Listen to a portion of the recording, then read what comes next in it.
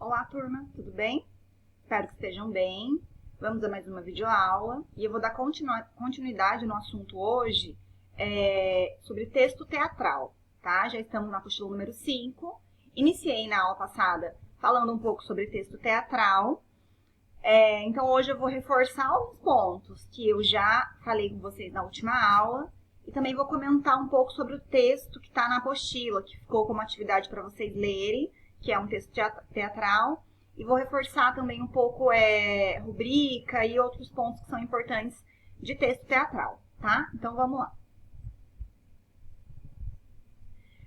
Então, na apostila de vocês, ficou como atividade na aula passada, a leitura de um texto teatral, que é o texto A Família e a Festa na Roça, tá? Quem é o autor desse texto? Eu vou ler aqui um resuminho para vocês. Então, esse texto teatral que está na apostila, primeiro texto da apostila número 5 de vocês, né? É uma peça de Martins Pena. Então, quem escreveu esse texto teatral? Ou seja, um texto que foi escrito para ser encenado. Martins Pena. Então, ele narra a história da família de Domingos João, né? Então, ali é o chefe da família. Um fazendeiro com problemas econômicos, que vê a oportunidade de aumentar as suas posses, casando a filha Quitéria com Antônio Paudalho. Então, ele estava em decadência e viu uma possibilidade de melhorar a sua renda arranjando o casamento da filha, que era costume, né? Isso era... acontecia muito isso antigamente, né? Já que este moço tem um sítio com 6 escravos e é muito trabalhador. Então, o Antônio Paudalho tinha um sítio, tinha escravos, então ele era considerado uma pessoa de posses. Então, casar a filha com ele seria muito bom para o pai da Quitéria. Mas Quitéria ama Juca, que era um estudante de medicina. Estava apaixonada. O pai arranjou o casamento, mas ela estava apaixonada pelo Juca, que era um estudante de medicina, que também a ama e quer se casar com ela. Então, vejam que tem um conflito acontecendo. Diante da proximidade da realização do que estava compromissado entre o pai de Quitéria e o Antônio, né, porque foi ele quem arranjou o casamento e não foi, né, a Quitéria não foi consultada, né, o pai simplesmente arranjou o casamento. Os dois enamorados, Quitéria e o Juca, criam um plano para fugir desse compromisso, tá? Então, esse texto que está na apostila de vocês é muito divertido, é legal a gente fazer a leitura coletivamente, então cada um ocupar um papel, então a gente escolhe alguém para fazer o papel da Quitéria, fazer a leitura das falas da Quitéria, até para encenar também, né, para fazer isso em sala de aula. Escolhe alguém para fazer o papel do João, do Domingos João, do Juca, e tem outros personagens na história. Tem a mãe da Quitéria, tem acho que a Angélica, que é uma mulher também que faz parte da história, enfim. Essa é a trama, o enredo é esse, né? Um casamento arranjado e uma filha que está apaixonada, e vai criar ali um plano com o Juca para sair, desarranjar esse casamento e conseguir ficar com o Juca. Essa é a história, tá? Quais são as características de um texto teatral? De um texto que foi escrito não só para ser lido, mas para ser encenado, né? Então, é um texto narrativo. Então, percebam que nesse trechinho, nesse resuminho que eu li para vocês, é um texto narrativo, ou seja, está contando uma história. Tem personagens, tem o enredo, né? Tem o espaço, tem todos os elementos de uma narrativa, né? Ele é um texto o texto que foi feito para ser encenado, ele faz parte, né, do gênero narrativo, do tipo narrativo. Qual é a intenção desse texto? Né? Todo texto que é feito para ser encenado, ele tem a intenção de entreter, divertir ou emocionar. Né? Esse aqui tem a intenção de divertir, mas também de fazer uma crítica a esse costume na época, na sociedade, né? Que eram os casamentos arranjados. Então, de uma certa forma, faz uma crítica a esse costume, né? Uma coisa que era feita antigamente. Os casamentos eles eram arranjados independente da vontade da filha, da mulher. Né? Então, além de entreter e divertir, ele também faz uma crítica a algum costume da sociedade, nesse nosso caso. A linguagem do texto. Qual é a linguagem que é utilizada em um texto teatral, que foi feito para ser encenado? Ela pode ser mais monitorada, ou seja, mais formal, ou mais espontânea, que é mais informal, dependendo da intencionalidade e das situações retratadas. Então, Se for retratar uma cena que é em família, por exemplo, óbvio que a linguagem ela tem que ser próxima de como as pessoas em uma família se comunicam. Então vai ser o quê? Mais espontânea, menos formal, mais informal, né? No entanto, se a história for uma história entre juízes, um julgamento, né? Lá no nono ano nós lemos um texto que falava de uma peça teatral que era o desenforcamento de Tiradentes. Eles refizeram o julgamento. Então, se é, por exemplo, uma história dessa, óbvio que a linguagem ela vai ser formal, monitorada. Porque em um julgamento, um juiz, os advogados não usam uma linguagem informal. Eles usam uma linguagem formal, monitorada, tá? Então, vai depender do que está sendo retratado, tá? A linguagem ela tem que ser fiel ao que está acontecendo. Um juiz não vai falar informalmente dentro de um julgamento. Ele vai falar formalmente. No entanto, se for retratar a vida pessoal dele, ali ele tem a liberdade de falar um pouco mais espontaneamente, usar algumas expressões mais informais do dia a dia. A linguagem não é tão monitorada, tá? Então, existe essa liberdade. Então, você vai pensar em que situação você vai retratar, que história você vai contar, e aí sim vai ter esse cuidado na escolha do vocabulário, mais formal ou menos informal.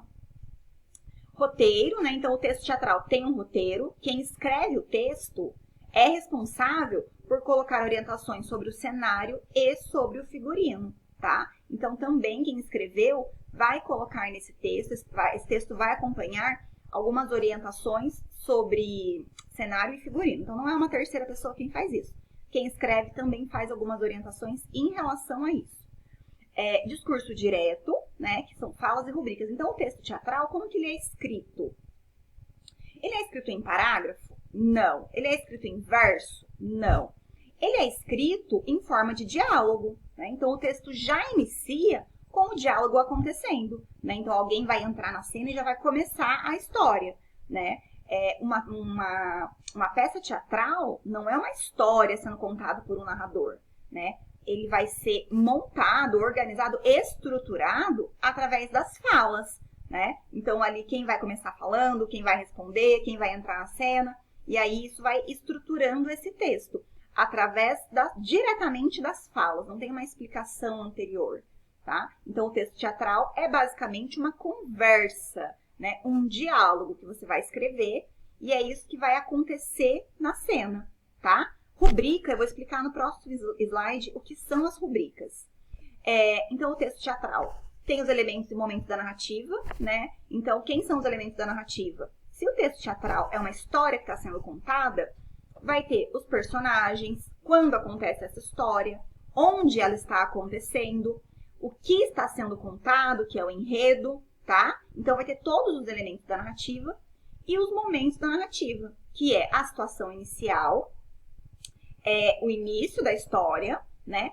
O conflito, que é quando surge o problema, o clímax, que é o ponto de mais emoção desse problema, e o desfecho, tá? Então, o texto teatral, sendo um texto narrativo, também vai ter todos esses elementos da narrativa e os momentos da narrativa. O início da história, que é a sua introdução,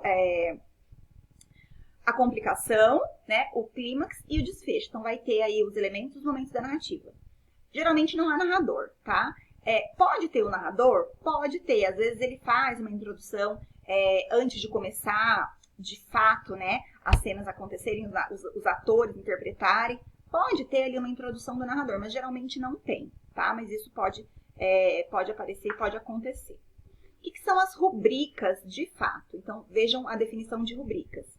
É o nome dado à indicação no texto teatral de como o autor deve executar um movimento, um gesto ou uma fala. Então, rubricas são orientações do escritor, de quem escreveu o texto teatral, do que o ator deve fazer naquele momento, né? Então, quando ele for encenar nessa fala, como ele deve estar, ele deve estar chorando, ele vai estar com uma expressão de triste, né? Então, são orientações de movimento, gesto ou uma fala do personagem. Tá? Então, são orientações de como deve ser encenada aquela fala.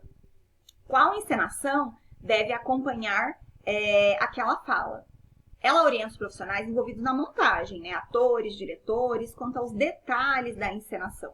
Então, existem dois tipos de rubrica, de interpretação e rubrica de movimento. Então, como o ator deve interpretar aquela fala e como ele deve se movimentar naquele momento. Então, são esses dois tipos de rubrica que também o escritor é responsável por colocar no texto teatral. Então, eu trouxe aqui um exemplo de uma fala que está nesse texto que vocês vão ler na apostila. Então, Domingos João, que é o pai da Quitéria, né? Então, é assim que vem o texto teatral. O nome, né, do personagem e a fala na frente, porque é um diálogo, como se fosse uma entrevista. Então, vai vir sempre o nome do personagem e a sua fala. O nome do personagem e a sua fala. Então, a história vai acontecer nessa sequência. Então, o Domingos João, se ele faz uma pergunta, quem que vai responder? Para quem que foi essa pergunta? Então, vai vir o nome de quem vai responder essa pergunta embaixo. Então, por exemplo, Domingos João, Quitéria, Juca, e aí assim vai acontecendo a cena. Então, Domingos João, admirado. Então, vejam que esse admirado é como ele deve interpretar essa fala. Então, ele vai estar admirado. Né? Então, ele se admirou. Ele tem que fazer, ler essa fala, né? Com um ar de admiração, tá? Então, vejam que é uma orientação de como ele deve ler essa fala. Juca esfrega as mãos e passa pela testa de Quitéria. Então, ele vai pegar as mãos e vai passar na testa de Quitéria. Essa é uma rubrica de movimento. Então, rubrica de interpretação, como ele deve interpretar essa fala. E como ele vai se movimentar, o que ele vai fazer na hora que ele pronunciar essa fala, né? Ele vai lá e vai passar as mãos na testa da Quitéria. É isso que ele vai fazer, tá? Então, existem esses dois tipos de rubrica. É muito importante isso cair na prova. Prestem atenção nesse nome. Não é rúbrica, é rubrica. Que são essas orientações do que o ator vai fazer no momento da interpretação das suas falas, tá? Então, rubrica de interpretação é como ele vai se comportar, ele vai estar emocionado, ele vai estar admirado, né? Ele vai estar chateado, né? E a de movimento, que é qual movimento ele vai fazer nesse momento, tá? Então, essas são as rubricas. E aqui, né, só para relembrar, mas eu já falei, que são os elementos da narrativa e os momentos da narrativa, tá? O texto teatral, né, ele é escrito para contar uma história. Então, o texto teatral, assim como outros textos narrativos que a gente lê, também contam uma história por meio de uma cena, né? Então, os personagens vão encenar essa história. Pertence, portanto, ao domínio do narrar. E, como tal, tem todos os elementos e momentos da narrativa, né? Narrativa em prosa. O que é uma narrativa em prosa? Ela é estruturada em parágrafos, né? Tem 5 parágrafos, 6 parágrafos, 7 parágrafos, 10 parágrafos. Isso é uma narrativa em prosa. Todo texto em prosa é um texto escrito em parágrafos. Narrativa em verso. É todo texto que é estruturado em verso e estrofe, tá? É possível ter um texto narrativo em verso e estrofe?